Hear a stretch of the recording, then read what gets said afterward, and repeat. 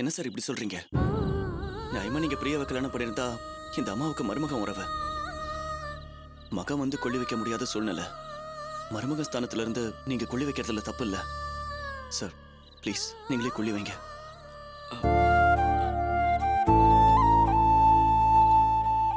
சம்பந்தியம்மா எப்படியெல்லாம் வாழ்ந்தவங்க. அவங்க எங்க குடும்பத்துல சம்பந்தம் வச்சுக்கிட்ட சமயத்துல அவங்க முன்னாடி நின்று பேசுறதுக்கே நாங்க பயப்படுவோம். அவ்வளவு கம்பீரமா இருந்தவங்க. ஆனா இன்னைக்கு கொள்ளி வைக்க கூட ஆள் இல்லாம இங்க இப்படி அனாதை பணமா கிடக்குறாங்களே தம்பி. அந்த அம்மா வாழ்ந்த காலத்துல தான் பிள்ளைங்க மேல பாசம் வச்சதை தவிர வேற எந்த குத்தமும் அவங்க பண்ணல. அவங்க உயிரோட இருக்கும்போது எந்த சந்தோஷத்தையும் அவங்க அனுபவிக்கல. இப்ப அவங்க கட்ட வேகும் போதாவது நிம்மதியா அவங்க ஆத்மா சாந்தி அடையட்டும். தயவு செஞ்சு கொள்ளி வைங்க தம்பி. Please sir. சரி, நான் வைக்கிறேன். இருங்க. இந்தாங்க.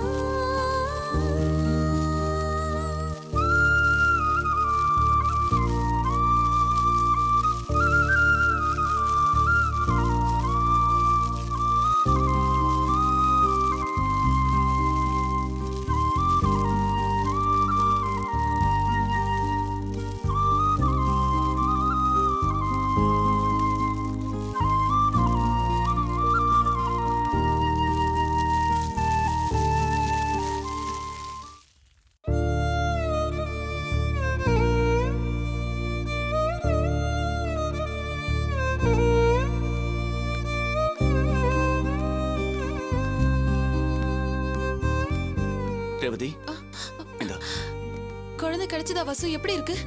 குழந்தைய பத்தி எந்த தகவலும் கிடைக்கல ரேவதி. என்ன வாசு இப்படி சொல்ற? ஆமாம்மா, ஆக்சிடென்ட் ஆன இடத்துல நல்லா விசாரிச்சுட்டு வந்துட்டோம். குழந்தைய பத்தி யாருக்கும் எந்த தகவலும் தெரியல. அப்போ குழந்தை என்ன இருக்கும்? நிச்சயமா குழந்தை உயிருக்கு எந்த ஆபத்தும் வந்திருக்காது. அது உயிரோட தான் இருக்கும்.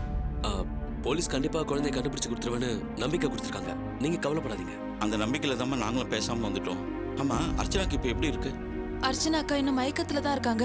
கண்ணு முழிக்கல. அர்ச்சனா மேடம் கண் முழிச்சா குழந்தை எங்கன்னு கேட்பாங்க. தயவு செஞ்சு குழந்தை காணாம போன விஷயத்த சொல்லிடாதீங்க. அம்மா, அர்ச்சனா கண்ணு முழிச்சிட்டாங்க. நான் போய் டாக்டர் கூட்டிட்டு வரேன். Okay nurse. வாங்க சார், வாங்க. அர்ச்சனா, அம்மா, அம்மாடி பாத்துமா, பாத்து. அக்கா, என்னாச்சு? என் அம்மா எங்க? என் குழந்தை எங்க? என்னாச்சு சொல்லுங்க. ஏன் யாரும் எதுவுமே பேச மாட்டேங்கிறீங்க? அம்மாடி, உனக்கு ஒன்னும் ஆகலம்மா. நல்ல வேளை நீ கண் முழிச்சிட்ட. உனக்கு ஒன்னும் ஆகக்கூடாதுன்னு கடவுளை வேண்டிக்கிட்டு இருந்தோம். எனக்கு என்னாச்சு? திடீர்னு ஏதோ வெடி சத்தம் கேட்டது. சார், எனக்கு என்னாச்சு சார்? என் அம்மா எங்க? என் குழந்தை எங்க? சொல்லுங்க சார், சொல்லுங்க. ஏன் எதுவுமே பேச மாட்டேங்கிறீங்க? யாரும் ஏன் எதுவும் பேச மாட்டேங்கிறீங்க? டாக்டர், என் அம்மாக்கு என்னாச்சு? என் குழந்தைக்கு என்னாச்சு? நீங்களாவது என்னாச்சுன்னு சொல்லுங்க டாக்டர். ரேவதி, நீயாவது சொல்லு சார். நீங்களாவது சொல்லுங்களேன் சார். என் அம்மாக்கு என்னாச்சு? அம்மாடி, அர்ச்சனா, மனசு தேத்திக்கம்மா. உங்க அம்மாவை காப்பாற்ற முடியல.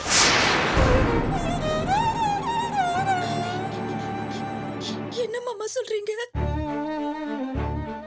அது வந்து கார்ல பாம் பிளாஸ்ட் ஏற்பட்டுச்சுல்ல, அப்போ கார்ல உட்கார்ந்திருந்த உங்க அம்மா இறந்து போயிட்டாங்க.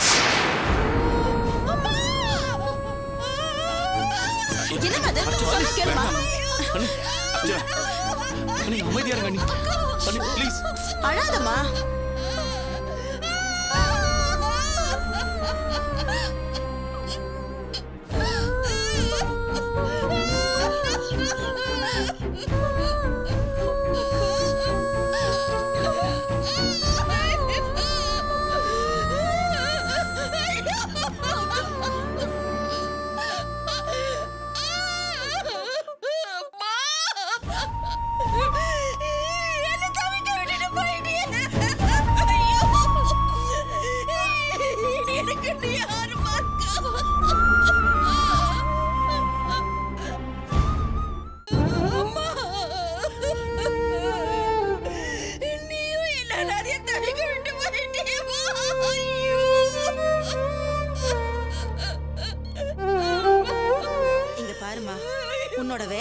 புரியுது. இப்ப நீ இருக்கிற கண்டிஷன்ல இப்படி எமோஷனல் ஆக கூடாது. பிரஷர் அதிகமாயிட்டா அது ஆபத்தாயிடும். இந்த மாதிரி அதிர்ச்சியான விஷயத்தெல்லாம் ஏன் அவங்க கிட்ட சொல்றீங்க? கேர்ஃபுல்லா இருங்க, புரிஞ்சுதா?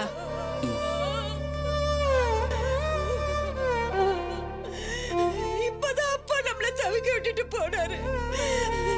நீயும் என்ன தவிக்க விட்டு போயிட்டியம்மா. உன்னையும் குழந்தையும் திருத்தணி கோயிலுக்கு கூட்டிட்டு போலான்னு சந்தோஷமா கூட்டிட்டு போனே. ஐயோ, இப்படி அனாதையை தவிக்க விட்டுட்டியம்மா. ஐயோ, நான் என்ன பண்ணுவேன் இனி? எங்களுக்கு யார் இருக்கா? ஐயோ, நானே என் குழந்தைய அனாதை ஆயிட்டோமே. ஐயோ,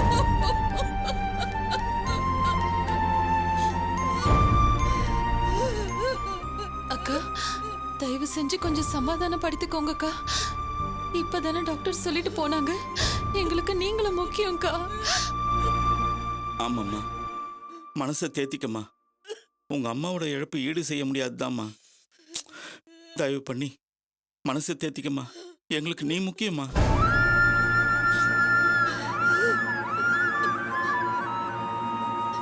அம்மா, என் குழந்தை எங்க இருக்கா? எப்படி இருக்கா? அவனுக்கு ஒண்ணும் ஆகல. அவன் நல்லதானே இருக்கா? சொல்லுங்க சார். அது ஒண்ணு இல்ல, குழந்தைக்கு எந்த பிரச்சனையும் இல்ல, நல்லாதான் இருக்கா.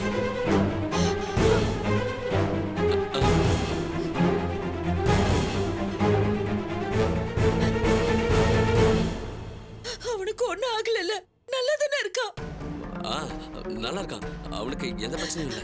எனக்கு இப்பவே உடனே நான் அவனை பார்க்கணும். ஐயோ, அவனுக்கு இப்ப பசியா இருக்கும். அவனுக்கு பால் கொடுக்கணும். எங்க இருக்கா அவன்? அது ஒண்ணும் இல்ல, அவனை குழந்தைங்க வார்டுல தான் அட்மிட் பண்ணிருக்கோம். குழந்தைங்க வார்டுல அட்மிட் பண்ணிருக்கீங்களா? ஏன், அவனுக்கு என்னாச்சு? அவனுக்கு ஒன்னும் ஆகலைங்க. அது பெருசா அடிலாம் இல்ல, ஒரு சின்ன அடிதான். ஐயோ,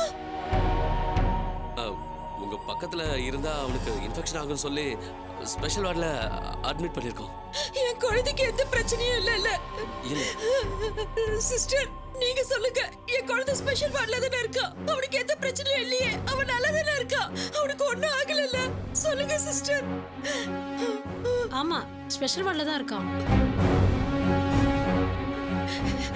சிஸ்டர், எனக்கு என் குழந்தைய பார்க்கணும். உடனே என்ன வார்டு கூட்டிட்டு போங்க. இல்ல, இந்த நிலைமையில நீங்க குழந்தைய போய் பார்க்க கூடாது.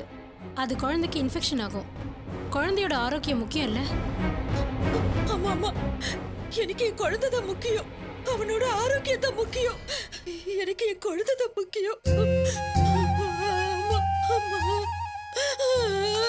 என்னை விட்டுட்டு போயிட்டியே. இனி எனக்கு யாருமா இருக்கா? அம்மா, அம்மா,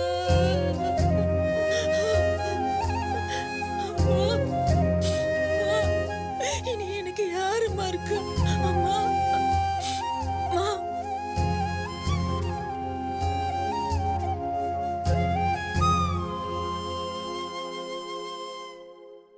வெளியே போலாம்ப்பா.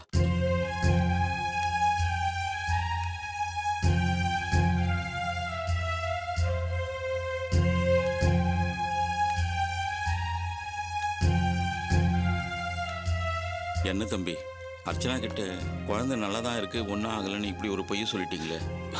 வேற வழி தெரியலங்க. அர்ச்சனா மரத்துக்கிட்ட அதிர்ச்சி தர எந்த விஷயத்தையும் சொல்லக்கூடாதுன்னு டாக்டர் சொல்லியிருக்காங்க. அவங்க அம்மா இறந்த விஷயத்தை கேள்விப்பட்டே அவங்க ரொம்ப துக்கத்துல இருக்காங்க.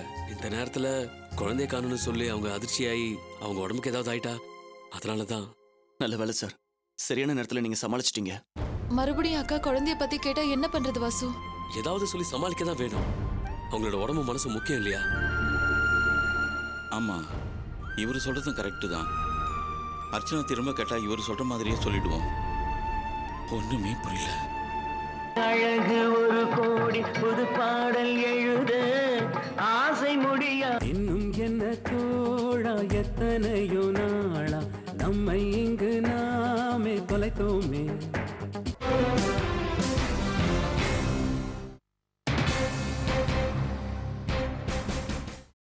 சென்னை அருகே கால் டாக்ஸி ஒன்றில் குண்டு வெடித்ததில் ஒருவர் பலி.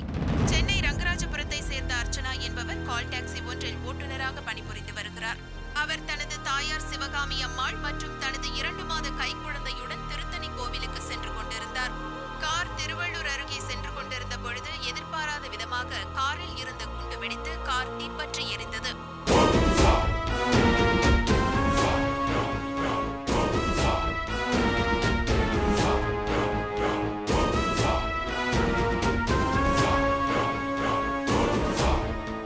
செல்வம், குண்டு வெடித்த சத்தத்தை செல்வம், கேட்டு கொஞ்சம் சீக்கிரம் உடனே வாயே. இருந்த மக்கள் அனைவரும் பதறி அடித்துக் என்னாச்சு? கொண்டு சம்பவ இடத்திற்கு ஓடி வந்தனர்.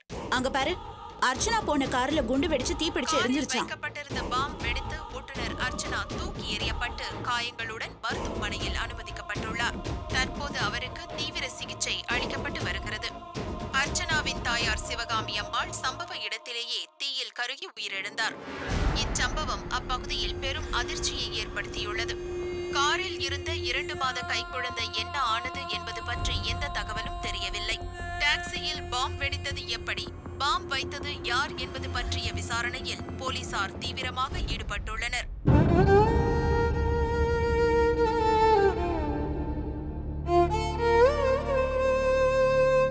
மேட்டூர் அனல் மின் நிலைய புதிய யூனிட்டில் சோதனை ஓட்டம் வெற்றிகரமாக முடிந்து மின் உற்பத்தி தொடங்கியுள்ளது. தற்போது 220 டாக்ஸில யாரு பாம் வச்சிருப்பாங்கன்னு தெரியலையே. பாவம், அநியாயமா அந்த அம்மா உயிர் போயிருச்சே. என்ன செல்வம், உன் மாமியார் இறந்து போயிட்டாங்கன்னு கவலையா இருக்கா? மாமியாருங்கிறதுக்காக இல்லை நந்தினி. தெரிஞ்சவங்க யாரா இருந்தாலும் சரி, அவங்களுக்கு திடீர்னு இப்படி ஒரு நிலைமை வந்துருச்சுன்னா ஒரு வருத்தம் இருக்க தானே செய்யும். ஆம், ஆமா செல்வம், நீ சொல்றது கரெக்டு தான். என்னதான் அந்த அம்மா மேல எனக்கு தீராத பகையும் வெறுப்பும் இருந்தாலும் அந்த அம்மாவுக்கு இப்படி ஒரு கொடூரமான சாவு வந்திருக்க கூடாது. அர்ச்சனாக்கு என்னாச்சுன்னு சொன்னாங்கல்ல நந்தினி? ஏதோ ஏதோ காயத்தோட ஹாஸ்பிட்டல் அட்மிட் ஆயிருக்கான்னு சொன்னாங்கல்ல. என்னாச்சுன்னு தெரியலையே. உயிர் பழப்பாளா இல்லைன்னு தெரியலையே. என்ன செல்வம், அர்ச்சனாவுக்காக நீ ஃபீல் பண்றியா? என்ன பேசுற? 1000 தான் இருந்தாலும் நான் அர்ச்சனாவோட இத்தனை வருஷமா வாழ்ந்திருக்கேன். வாழ்ந்ததுக்கு சாட்சியா ஒரு குழந்தைய பெற்றிருக்கோம். அப்படிப்பட்டவ ஒரு ஆக்சிடென்ட்ல சிக்கி இப்போ ஹாஸ்பிட்டல்ல காயத்தோட அட்மிட் ஆயிருக்கான்னா அவளை பத்தி நான் நினைச்சு கவலைப்படுறது ஒரு தப்பா? எது எப்படியோ டாக்ஸில யாரு பாம் வச்சிருப்பாங்க? அதுவும் அர்ச்சனை போற டாக்ஸில பாம் வைக்கிற அளவுக்கு அவளுக்கு யார் எதிரிங்க இருப்பாங்கன்னு ஒன்றும் புரியலையே. இந்த காரியத்தை யார் செஞ்சிருந்தாலும் எப்படியும் அந்த பழி நம்ம மேலதான் வரும் செல்வம். என்ன சொல்ற? பழி எப்படி நம்ம மேல வந்து விழும்? அர்ச்சனா சம்பந்தப்பட்ட ரேவதி, வாசு, கருணகுமார் இவங்க எல்லாருமே இந்த குண்டு வெடிப்புக்கு நாம தான் காரணம், அர்ச்சனாவை நாம தான் கொல்ல பார்த்தோன்னு நம்ம மேல வாய்க்குசாம பழி போடுவாங்க. போலீஸ் கிட்டயும் நம்ம பேர்ல தான் கம்ப்ளைண்ட் கொடுத்திருப்பாங்க. நிச்சயமா போலீஸ் நம்மள தேடிதான் வரும். எனக்கு என்னமோ இத நம்மள போலீஸ்ல சிக்க வைக்கிறதுக்காக அர்ச்சனா குரூப் திட்டமிட்டு போட்ட சதியோன்னு தோணுது. அப்படியா சொல்ற? ஆமா செல்வம், உனக்கே தெரியும்ல, நம்ம 2 பேரையும் பிரிக்கிறதுக்காக செழியனை கூப்பிட்டு என்னெல்லாம் டிராமா போட்டாங்க. எல்லாத்தையும் மறந்துட்டியா? நிச்சயமா சொல்றேன், இது நமக்கு எதிரான சதி திட்டம் தான். இதுல இருந்து எப்படி தப்பிக்கிறதுன்னு யோசிக்காம நீ அர்ச்சனாவுக்காகவும் அவங்க அம்மாவுக்காகவும் ஃபீல் பண்ணிட்டு இருக்கிய செல்வம். சரி, அதை விடு. அவங்க என்ன வேணாலும் சதி திட்டம் போடட்டும். அதுக்கு என்ன பண்ணணும்னு எனக்கும் தெரியும். நான் வரேன்.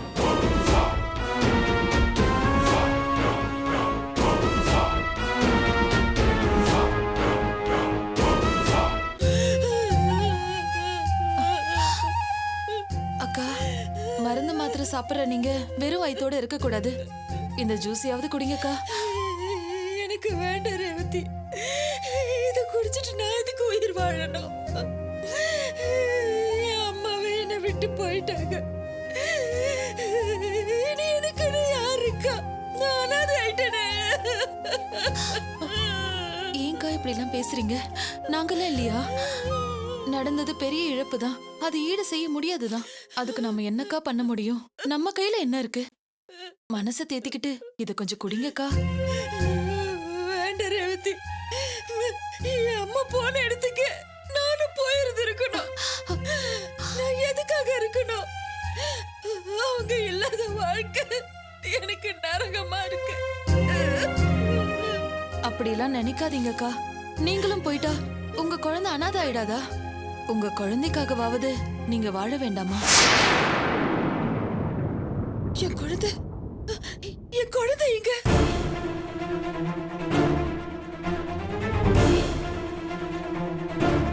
ஆமா, என் குழந்தை. அவனுக்காக நான் வாழணும். அவனை நான் பார்க்கணும். அவன் பசி தாங்க மாட்டான். அவன் பால் குடிச்சானா என்னன்னே தெரியலையே. என்ன அவன்கிட்ட கூட்டிட்டு போ ரேவதி.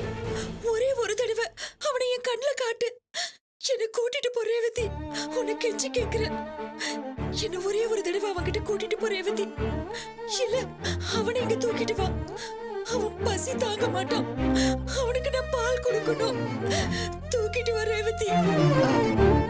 இல்லக்கா, அது நர்ஸ் சொன்னாங்கல்ல, குழந்தைய நீங்க போய் பார்த்தா இன்ஃபெக்ஷன் ஆயிடும் சொன்னாங்கல்ல, அதனாலதான்க்கா யோசிக்கிறேன். ஆமாமா, என் குழந்தைய பாக்குறது கூட எனக்கு பாக்கியம் இல்லாம போயிடுச்சு.